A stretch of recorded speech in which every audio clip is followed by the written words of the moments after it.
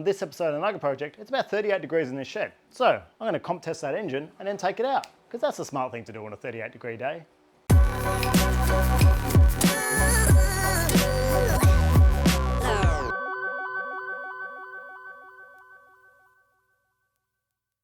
Hey friends, we're back. And for those of you who are just joining us, this is a 1987 Supercharged Toyota MR2. Cool little car, but has been left unattended for a long time. It's got a lot of problems. We found rust. The engine isn't working great, although I think in the last episode we kind of got it running pretty good, but the clutch is buggered. It needs a birthday, it needs seals, gaskets, all leaky and gross. So we're gonna fix it. But before we start that, I have paint. So if you remember, the front right fender is a different color. It's actually the same color as my other MR2 was supposed to be from the factory. There you go. So what I did is I went to a paint shop and the guy was a douche canoe. Basically wasn't interested in helping me out. Just really, I was trying to get advice from him, just wasn't helping me out. Maybe a bit despondent. Anyway, I went to another paint shop and this guy's name is Dave, lovely bloke. He's from Auto and Industry Spray Paints in Kilsyth, good dude. And yeah, basically I told him what I was doing, gave him samples. I took the side skirt off and one of these little spats next to the engine base. So we had a white match and a silver match. And I said, it's a two-tone car. I'd like to basically paint the fender and a few bits of rust and stuff. He's like, yeah, no stress. So I gave him the paint codes as well and he matched me up perfect white, perfect silver. And I said what I wanted to do. I came back in, he had a box set up with everything I need. It was basically the mixing tubs, filters, 2K clear, even the thin tape to go around for doing the two-tone so we can mask up that line. Just had everything organized and it was a really good price. So thank you, Dave. Doubt you're watching this, but anyway, if you are in the eastern suburbs, go see Dave at Auto and Industry Spray Paint Supplies in Kilsyth. Good dude. So once we get this engine sorted and we sort the rust out, we can then paint the car and make it all one color again, because it is two-tone cars are so cool. Right, let's comp test this car. See how healthy she is.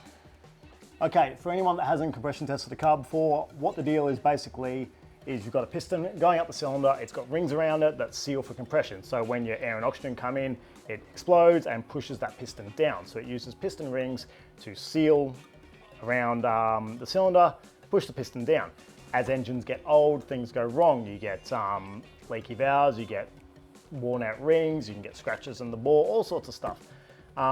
Leak down tests are a better way to do this. I do not have a leak down test kit, but I do have a compression tester. So basically what we do is we disconnect the injectors so no fuel actually goes into the engine.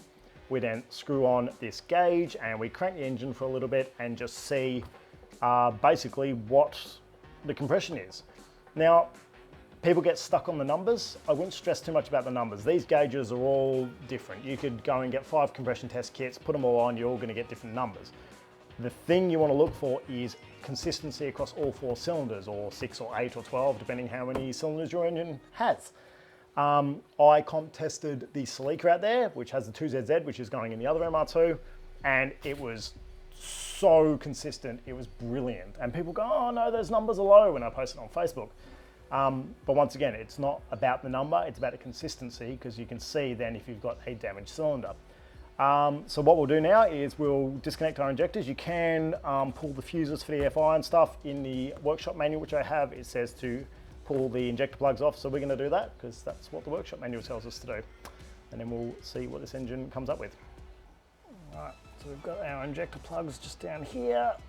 Try not to break them because I broke one the other day. There you go. Cylinder 1 or 4, depending on which way around you're looking. Here's the one I broke, so I don't even have to unclip this one. Just pull it off. And the last one we need to unplug is the cold start injector. So this little guy here, oh God, spiderwebs everywhere. This little guy here is the cold start injector. It's very common on Toyotas, so we just need to unplug this one. So fun story, I had problems with my GT4 Celica once, and it was overfueling terribly, and I could not figure it out, and it turned out to be this cold start injector was actually stuck on. So I just unplugged it and ran with that one, and it worked fine. There we go. All right, cool. Pop our leads off. Now, you're supposed to do a compression test with the engine warm. However, because this engine doesn't have coolant in it and no alternator and all that sort of stuff, I'm not going to be doing that. So as you watch me sweat profusely in here, you remember in the last video I couldn't get spark plug 4 out because it was seized in there, and man, it was seized in there. So I had to actually, I asked a few people's advice. Basically I soaked in all sorts of stuff. I ended up using this stuff that our friend Ian Kelly from Street Machine recommended, Inox MX3, so it's like a rust dissolver sort of thing. Coat in that, it actually sits in bubbles, so it looks like it's doing something. And then just nothing. I just, like, the last thing I want to do is snap a plug off in this car. So I, yeah, basically kept doing that, and then I actually ran the engine for a little bit, ran the heat gun on the top to try and heat the cylinder up because the plug is metal, the head is alloy, they expand and contract at different rates, which means it can sort of break off that rust and corrosion. So I did that, then soaked it in that stuff again, took 3 days, and then finally, after heating it up a bit, ran that stuff, and then just gave it a bit of I just kept pressure on it with a big bar, and it slowly went, yeah, and just let go. But man, for a minute there, I was thinking, if I snap this thing off in there, I mean, the head's gonna come off. Did not want to do that with this car. So, great success. And that's the plug I'm taking out now, and it's good, and we have a brand new set of plugs to put in, which we'll do pretty much now, because there's no reason not to. You can see that, like, the crush washer doesn't exist anymore, it's just a pile of rust, so that was in there real good. So we'll switch that out for a new one. In the meantime, let's get our comp test kit. Okay, so here we go. Compression test kit, basically it's just a hose, a gauge, and then you just got different fittings for different size spark plug holes. I'm 99% sure this one will be, yep, with the right one. So you just thread all that in there. Let me change camera angle for you. So you just thread all that in, kind of using the hose until it's all the way in there. Come on.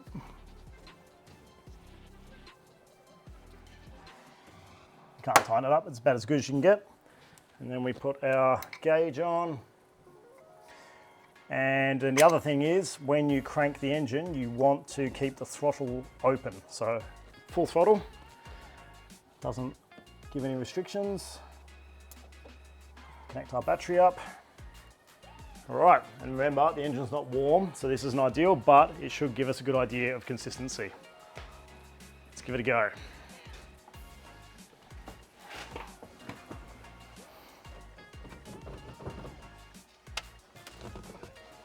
Full throttle.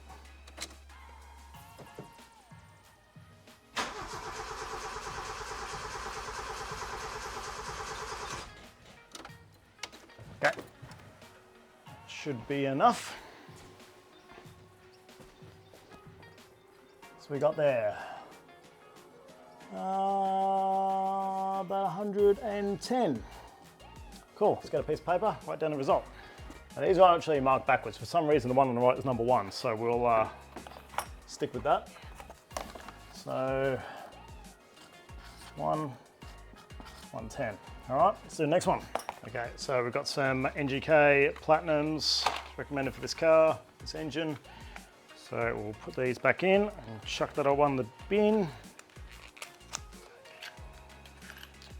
Well, you're a bit prettier, aren't you? And because I don't want any of this to happen again, just put a little bit of anti-seize on the thread. Not much, just to stop any corrosions.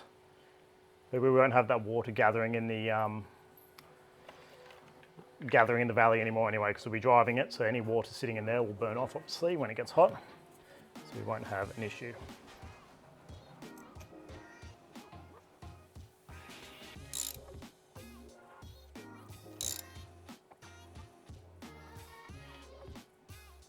If you're not too sure how tight to do up a spark plug, on the back of the packet there it actually tells you, you do it up until it feels firm, and then you do 1/2 to 2/3 of a turn.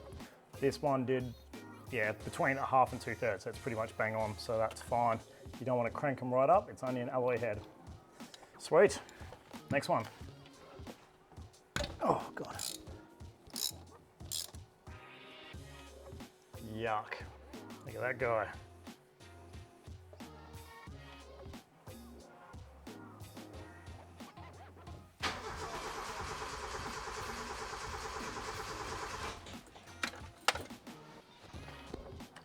What are we looking at? Bang on 110 again. This is boding well so far. Why did I say that? Why did I say that? Shut up, Matt.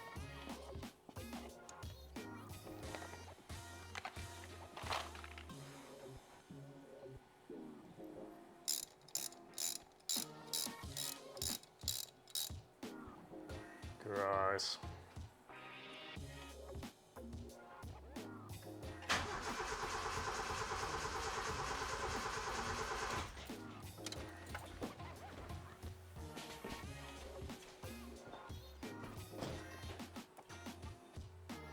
Yeah, baby. About 112. So that one's up a little bit.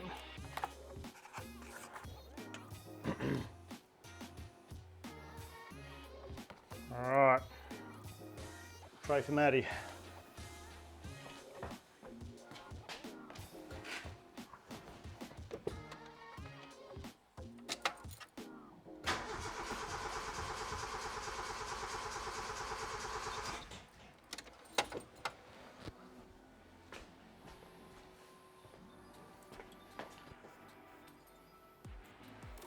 Look at that, 112.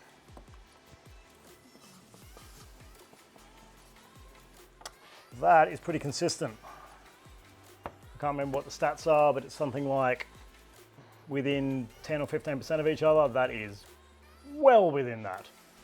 So it looks like, gang, we have a healthy engine. I'm pretty happy with that. Might also be like I don't know what the configures on this are supposed to be, but it might be slightly lower compression being supercharged. A lot of forced induction engines do run a lower compression, but that's sick. Good times, all right. That's the end of that. Okay, pretty stoked with that comp test. Engine seems healthy, that's great. Now we need to drop this puppy out, give it a birthday. We're gonna change that clutch. We're gonna do timing belt and seals, and I got a whole box of stuff over there. We're gonna do it all, make it all happy, give everything a clean, stick it back in, hopefully it runs good. But before that, I'm gonna show you just a couple of quick things. So I got a bit excited the other day and started pulling this car apart. I was out here at night, I couldn't be bothered filming, but let me show you what I found. So as you know, our fender is wrong color, but we have the paint to fix that now. So I pulled that off, ready to paint, and then I found more rust. So unfortunately, there is rust behind this door jamb. My other one had it too. It's not too bad. It actually has a big chassis rail under there, and then there's a skin. You can see the skin line there. That skin sits over the top. So I basically just need to unplug all this, take the door off, and now I have to cut all this out, treat it all, and re-weld a plate over the top. I did the same thing with my other one. Not a huge deal, just a bit annoying. All the brakes are pretty gross as they've been sitting around rusty, but they're kind of cool discs, so I do want to pull them all off, strip all the rust off there, clean the pads up, see how they go. I do have other pads. These discs are kind of cool with the grooves on them, so I'd like to try and save them. Don't have much of a lip either, like they're hardly used, so I think I'd like to try and save those. The other problem is, and it's too dark in here, you won't be able to see, but that front crash bar is rusty as hell. Same as my other one. I think I'm gonna have to pull basically the nose off the car and get to that crash bar and fix it, and I guarantee the back one's gonna be the same. So that sucks, because that's more work. I really didn't want to do that. I was hoping the car was all kind of happy, but I pulled the radiator out. In that last episode, I looked at the radiator, I thought it was buggered. It's actually good, it's just got surface rust in it, so I'll give it all a clean, give it a spray, but when I was in there, I started to see that crash bar was all rusty and stuff, so that sucks. Is what it is. One of the other things I did is swapped out the steering wheel. So it had that Momo race on there, which I know a lot of you, I don't know, 90s racer boys love. I'm not a big fan, so I've got this stock black one, which is pretty much made for this car, and I think that looks much nicer. So that's in there. The one thing that is stock that I don't like is the gear knob. It's got that dildo gear knob. I've just got this one. It's a cheapo, but it's just this faux carbon fiber thing. It's okay. I'll leave that on there for now and look at something nicer. And then the other thing I did was these floor mats. So I got a message from Neil in England telling me that they are very rare, JDM, genuine, yada yada yadas. So I gave him a good scrub up, and that one's come up pretty good. Unfortunately, the passenger one, you can just see there, has a big ink spot on it where a pen's leaked. So that sucks, because that mat's pretty much wrecked. But look, I've cleaned them up and I put them in there for now, but I'm gonna get some just nice black floor mats made up for this car and just hide that manky carpet. Other than that, the interior has actually come up really good, so I'm pretty stoked with that. So enough jibber jabber. I've already lost the TikTok audience. They don't have any retention for watching videos. So let's get into getting this engine out. I'm going to time lapse this. This is not a tutorial on how to take an engine out of an AW11 because it's a sucky process and I just want to get it done. You can see I'm sweating buckets already. Basically, everything off the top of the engine. We then get the front down. I've got to get the wheels back on, get the front down, get the back up, wheels off, drive shafts out, drain all the fluids, and then we pretty much lower the engine down onto the ground, onto like a sheet of steel or something, or a very thin sheet of wood. And then we use the crane to lift the whole back of the car up and drag that engine out. It's a sucky process without a hoist. With a hoist, it is much, much easier. I do not have a hoist, so we're gonna do it the sucky way. Anyway, let me set up some time lapses. I'm gonna pop this engine bay lid off, and we're just gonna start ripping everything out of this car, labeling every pipe, labeling every connector, so I know where everything goes. And by the time this time lapse is over, the engine will be out.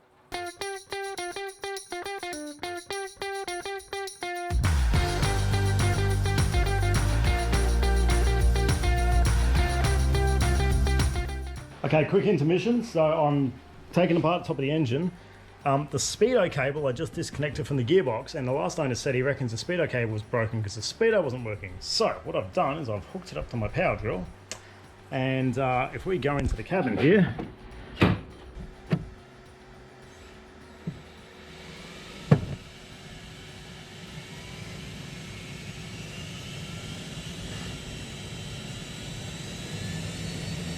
yeah, buddy. 160. 180. So that tells us that the cable isn't broken, so that's good. Because I tried looking for one and they're a bitch to find. So the cable's good. Obviously the tacho's good, or the gauge cluster, the binnacle, whatever you want to call it. So there's something wrong down here. So it all goes into this little duvalacky here. So I think once the engine and box are out, I'll pull that off and have a look and see what's going funky with it. Maybe there's a stripped gear or something in there, so we'll have a look at that. But you know, our cable's good, so that's one thing. All right, let's keep going.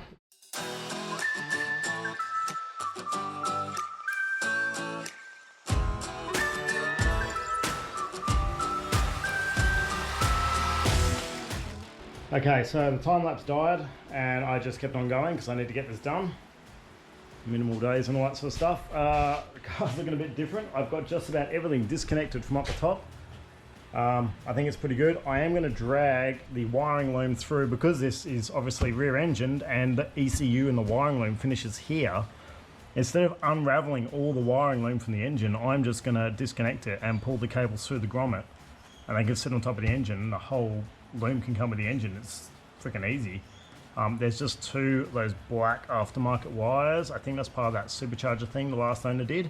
So I'm going to cut those and put a connector in because at the moment they're hardwired, so I can't disconnect them. So I'll do that, and then hopefully that should be everything in the top disconnected. I've taken the exhaust off. So the big old exhaust, couple of the bolts were completely seized and rusted on. I got everything off. I had to cut that one off, but that's okay. We'll fix that. Yeah, hopefully that'll clean up all right. Give it a, it's actually not too bad. It's mainly dirty, so. And now I'm just getting the drive shafts out, but one of these ball joints is proving to be a right pain in the ass. I've got this one off, but this one, I have that completely under tension, like to the point where I'm scared to tighten it anymore. And I've even been whacking it with a hammer, like trying to shock it, and geez, it will not let go. It's really on there, so I don't know. I might have to do the bolts to the strut, but then you know the alignment goes out. But I guess it's going to have to get aligned anyway, so it's probably not the worst thing in the world. So maybe I'll undo those and give up on that for now. I also, if you have a look under there, there's a tray. I just ditched the gearbox oil. It's the pink stuff, which I think is like a shock absorbing oil. A bit lumpy, like not metal flakes lumpy, just like it's got a bit hot lumpy, I think. So it's probably not bad that we're going to change that. I'll look up what's a good oil for this gearbox oil. Any suggestions, please hit me up. Any MR2 AW11 supercharged owners or whatever. Cool. Yeah, that's pretty much it. It's hot and I'm just trying to get it done. So sorry about the lack of filming, but you know, it's an engine coming out. How much do you want to see? So the drive shafts are out, everything seems to be kind of ready to go out. I just need to pull those connectors through from the ECU, and then I think it's all good. So we just need to set up the engine crane, we'll hang it, undo those engine mounts and lower it down, and we'll test the tensile strength of every cable on pipe I forgot to undo. I think I've got everything. I've had a good look, it looks pretty good. Yeah, but I'm not going to do that tonight because I've got to go inside, I've got to go and help the kids with dinner and bars and all that sort of stuff, so we'll pick this up in a day or two, but you'll see that now. Okay, it's the next morning. My beautiful wife has taken the kids off my hands, so let's get this engine out. Last night I came in here and I put the engine crane together. I'm 90% confident, 99% confident, everything's disconnected, so now we just need to take the engine mounts out. So it's got left and right mounts, so we leave them till last, and it's got their front and rear torque mounts, just like most front engine cars, but the engine's in the back. So I'll disconnect those front and rear ones first under the car, and then we'll start unbolting. We'll take the tension up and start unbolting stuff and see if we can drop this thing down the ground. I've got a sheet of like 12 mil wood down on the ground. We'll drop it onto that. And then after that, we'll hook up the car, lift the car and try and drag this thing out. I've got a mount over here that I can kind of winch off. We'll try and drag it out. I don't know how I'm going to get it back in. That's a problem for future, Matt. For now, let's just get this thing out.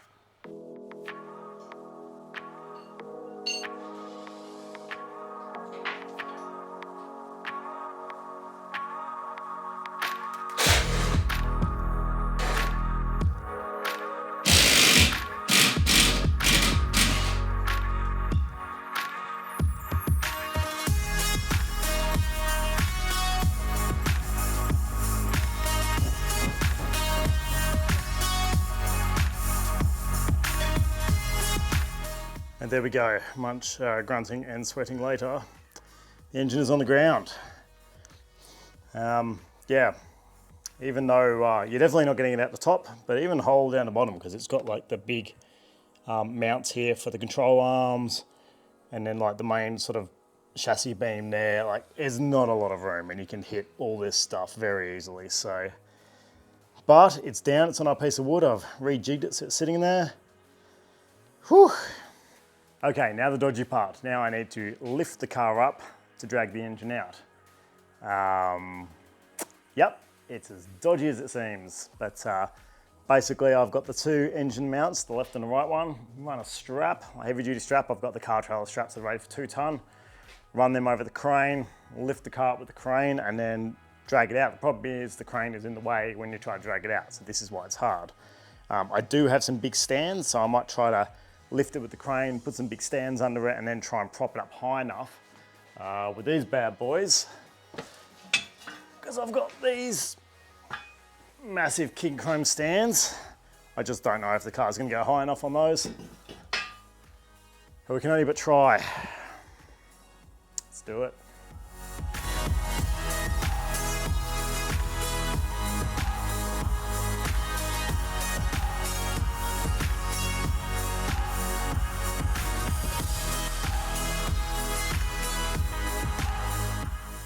Look, I'm no safety stand, but even I'm kind of going, damn, that's one hell of an angle. It's what you got to do if you don't have a hoist to get an MR2 engine out, man. That's what's got to be done. So we should now have enough clearance between the top of the engine, that top pipe, and that cross member, just enough to drag it out. I've got my big stands under there. I've given it a good shake. I've got the wheels chocked up. It ain't moving. It's all good.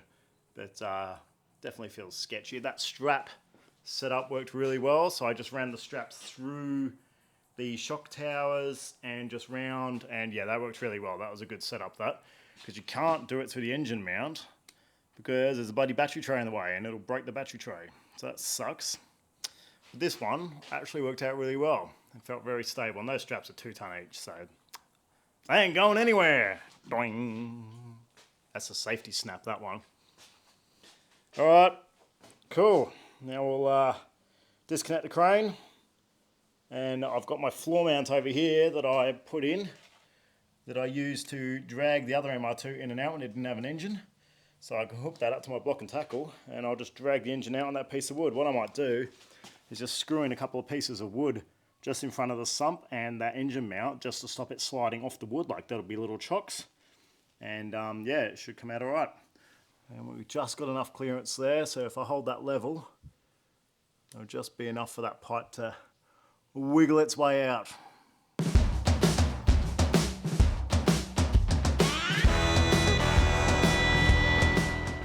So how well did I suss out that gap? I'm dragging it out now. There's about 2 mil between the pipe and the chassis rail. Okay, and there is our 4AGZE out of the car. It's a mission, but it's out. So much easier with the hoist. But it's cool. You can see our supercharger there, the SC12 supercharger, and that's clutch, as I said, so you can see like, you can actually turn it then and, oh, yeah, you can actually feel it suck into the intake. That's cool. What a cool thing. So anyway, we'll break the gearbox off of the engine and we'll get the engine up on the engine stand. Get ready to give this thing a birthday.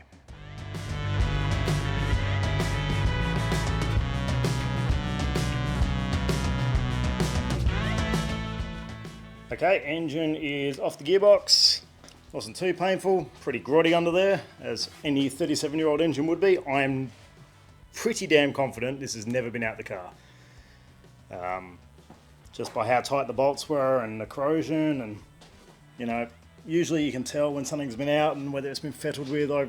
I mean, maybe it's had a clutch a long time ago, but yeah, I don't think this has really seen much time outside the car. Anyway, so now we'll whip that clutch off the flywheel. Sorry, clutch off, flywheel off, and we'll get our engine stand over here, and we'll bolt it up to the stand, and we've got somewhere nice to work on it, and we can start doing belts and seals and gaskets. Okay, so this is interesting. I was under the impression the clutch was buggered, but it is absolutely perfect. It's, you know, flywheel's got a few marks on it, but it's fine, and that's an XZ. So yes, obviously this has had a clutch change in its life because this is an XZ clutch, but it's fine. Like, it's in good condition. It's still got heaps of meat in it. Friction plate looks fine. So yeah, I'm not too sure what goes with that. Kind of don't know what to do now. Like that, it's fine. All the springs are good. Nothing's broken. Everything's nice actually. I mean, the bearings a bit going, but really not that bad. I think most of it's probably the clutch slave cylinder, because I bled it and the clutch started working fine. Doesn't matter, I've still got to do everything on this engine, and it's almost impossible to do it in the car, so I still need to do timing belts and water pump and all that sort of stuff. So it's fine, the engine had to come out, but yeah, I really expected that clutch to be cooked, and it is not. It is perfect, so dunno. Just a little thing, not everyone has to do this, but I draw a little map of the gearbox. So that's the gearbox, looking at it from the gearbox side, and then I show where the bolts came from. It's all different sizes and stuff like that. And I even poke them through the direction they came through. Some people might laugh at that, but it helps me put a car back together much easier. Alrighty, so we've got our engine out on the stand. It's looking pretty 37-year-oldish. It's all right. I'm surprised by that clutch. I really thought that was going to be cooked, but it looks fine. So maybe we'll stick that new fancy one on. We've got it sitting there. Let's put it in, hey? Apart from that, we need to basically clean all this gunk up. Need to reseal everything. You know, reseal the sump. We've got timing belt, water pump. Apparently, this harmonic balancer is a bit hay going, which sucks because they're not cheap. So I might have to try and find a new one of those. The previous owner did mention it was a bit terrible. Having said that, I can't access that from inside the car. So maybe I won't jump the gun. Maybe I'll wait till it's running and assess it once it's running. And we've got, obviously, got to figure out which alternator's a good one. We've got our air conditioning to go on there. And yeah, get this engine running all happy and good. It'll be exciting. Thank you for watching, guys. I appreciate this. Hopefully you're enjoying this, what should be a fairly quick build in the grand scheme of things, compared to the other car anyway. And for those of you who've mentioned comments about racing, I want to keep racing. I want to race again, but I can't. And you know, you say, oh, but you're spending all this money on this car, you could be spending that on racing. Well, it's not just the money, it's the time. My wife works weekends, I've got the kids, I don't have the time. And even then, the amount of money I've spent on this car so far, obviously not the purchase price, but just the, for parts and stuff like that, probably equates to just one weekend's racing, if that. Like, racing is expensive. And with doing all this, I'm having nights in the shed, I'm having weekends, I'm doing something that makes me happy. when, you know, instead of dealing with kids and work. So that's why I'm doing it. If you don't get that, then I don't know, go watch someone else's channel. I don't care. All right, anyway, thanks for watching, guys. If you haven't subscribed, please subscribe. And in the next episode, we'll get this engine all happy and hopefully back in the car.